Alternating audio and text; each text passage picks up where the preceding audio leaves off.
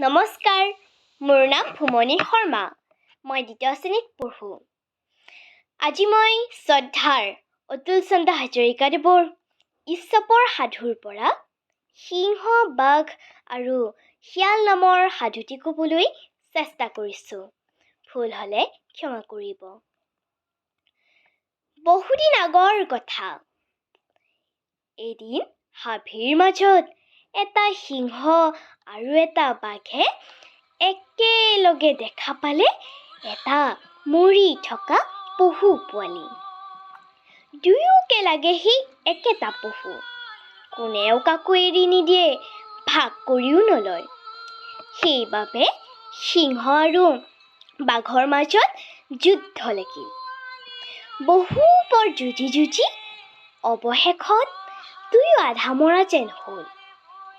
শেষত মৰা পহুটো মাজত লৈ দুয়ো দুফালে লেং খাই পৰি থাকিল। সেই সময়তে হাবিৰ মাজেদি শিয়াল এটা আহিল। পহুৰ ৰজা সিংহ আৰু বনৰ ৰজা বাঘক চিত ফুলুঙা হৈ পৰি থকা দেখি ডেকা ৰজা শিয়ালে নাচি নেতা মাৰিলে আৰু মাজত মৰা পহুটো চোঁচৰাই লৈ হাবিৰ মাজলৈ লৈ গ'ল। সেইদিনা শিয়ালে শিয়ালিনীৰ লগত পহুটোৰে ভোজ খালে। অলপ পিছতে চেতনা পাই সিংহই বাঘক ক'লে, "হেৰৌ বাঘ ককাইটি, চোৱাচোন আমি কিমান মূৰ্খ।